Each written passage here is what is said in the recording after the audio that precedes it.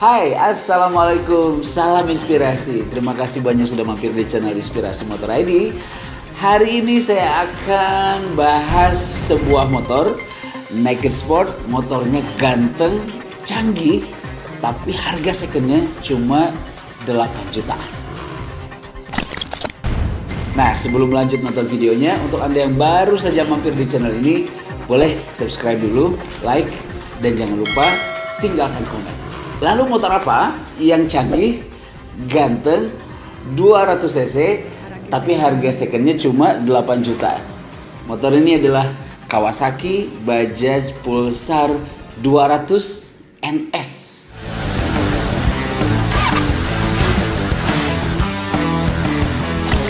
Nah, motor yang agak sering dilupain sih. Motor yang orang banyak underestimate ke motor ini, ya. Oke.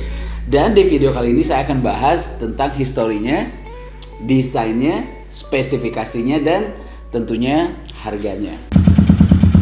Nah, inilah Kawasaki Bajaj Pulsar NS 200. Ini warna hitam, tapi ini udah ada tambahan semacam fairing. Nah, histori motor ini adalah kerjasama Kawasaki dan Bajaj Auto atau pabrikan motor Bajaj asal India. Dan motor ini diluncurkan, saya masih ingat, pada tanggal 7 Juni 2013 di PRJ, ya. Oke, kita akan bahas dari desainnya dulu. Ternyata orang ketika membeli kendaraan termasuk motor, yang menjadi pertimbangan paling pertama adalah desain. Karena kan dari mata turun ke hati, ya. Dari desainnya dulu orang sangat mempertimbangkan itu sebelum yang lain-lain.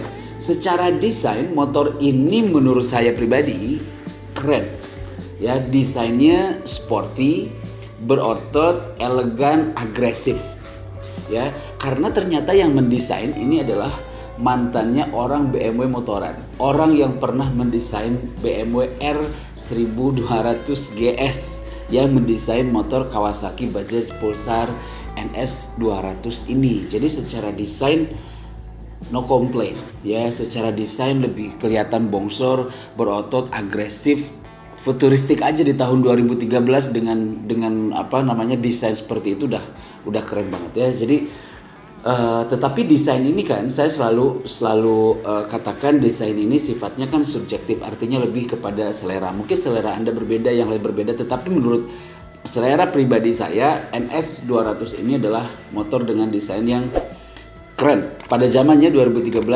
dan pada tahun 2022 ini juga motor ini masih kelihatan bagus, ya.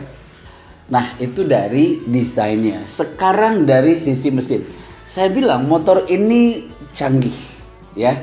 Saya cerita sedikit.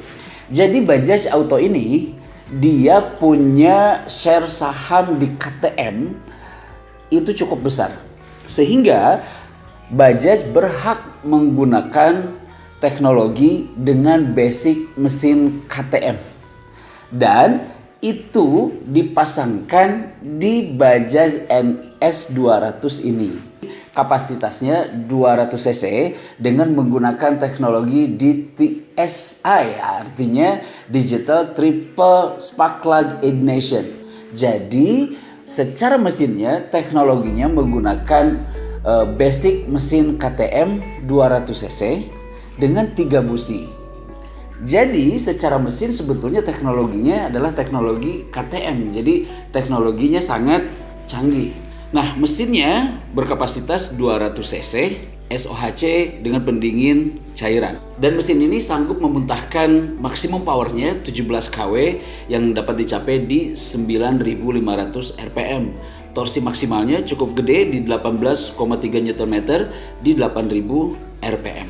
Diameter kali langkahnya 72,49 mm dan sistem pengapian menggunakan CDI. Sementara perbandingan kompresi itu 11,0 berbanding 1. Nah, sekarang gimana spesifikasi kaki-kakinya, ya? Oke.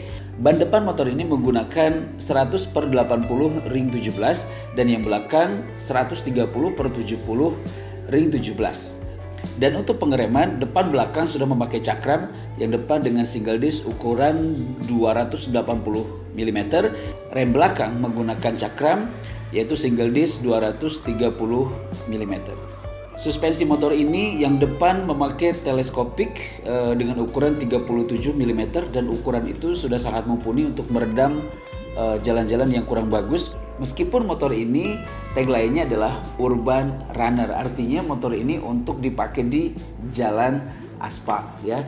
Tetapi tidak menutup kemungkinan Anda melewati jalan-jalan yang kurang bagus, dan untuk teleskopik 37 mm ini sudah cukup bisa meredam gangguan dari jalan-jalan yang kurang bagus.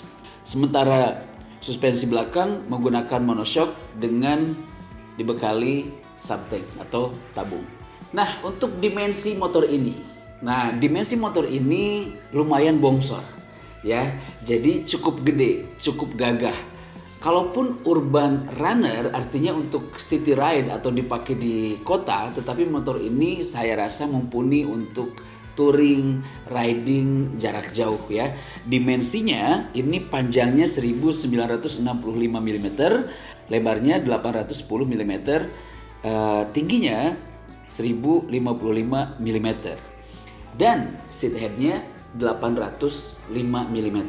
Jadi dengan seat head yang setinggi itu sebetulnya untuk tinggi rata-rata orang Asia di 165 sampai 170 cm itu nggak bakal kesulitan. Jadi Anda nggak akan terlalu jinjit ya, apalagi kalau misalnya tinggi Anda di 170 lebih, dengan seat head 805 mm itu Anda akan bisa menapak dengan sempurna.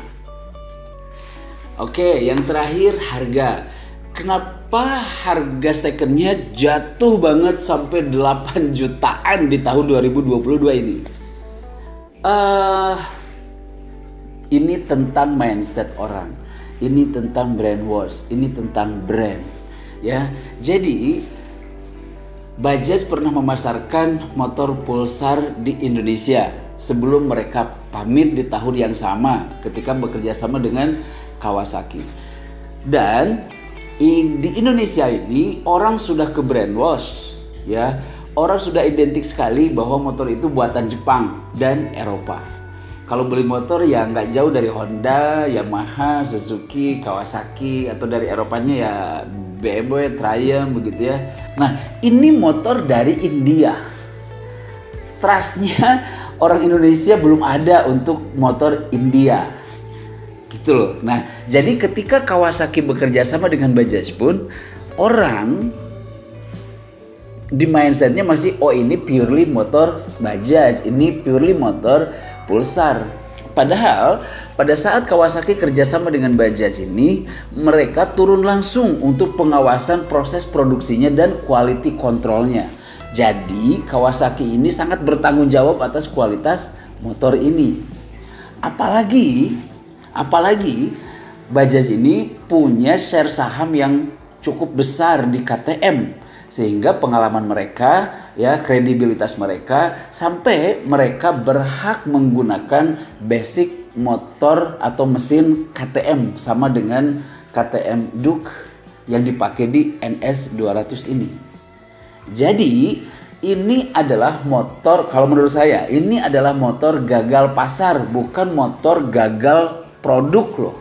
Beda loh ya, motor gagal produknya dengan motor gagal pemasarannya. Kalau saya bilang ini motor gagal pemasarannya, karena sebetulnya motor ini sangat canggih, motor yang sangat keren begitu ya, motor yang sangat stylish dan bisa dipakai untuk city ride ataupun misalnya touring jarak jauh masih sangat mumpuni. Jadi sebetulnya worth it sekali, bahkan sangat murah ya, dengan harga 8 jutaan secondnya. Oke, Anda mendapatkan motor sebagus itu. Nah, jangan heran ketika Anda susah menemukan motor ini di showroom.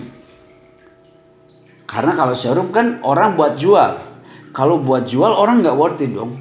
Ya, karena agak susah jualnya karena barang ini rare. Barang ini menjadi unit yang sangat langka. Kalau saya pribadi, saya suka motor ini. Dan kalau saya pribadi, saya percaya motor ini bagus. Tetapi semuanya kembali kepada Anda, ya. Sahabat semua, itu saja video hari ini. Terima kasih banyak. Jangan lupa untuk subscribe, like, dan jangan lupa tinggalkan komen. Terima kasih, saya Andi Gumilar. Wassalamualaikum.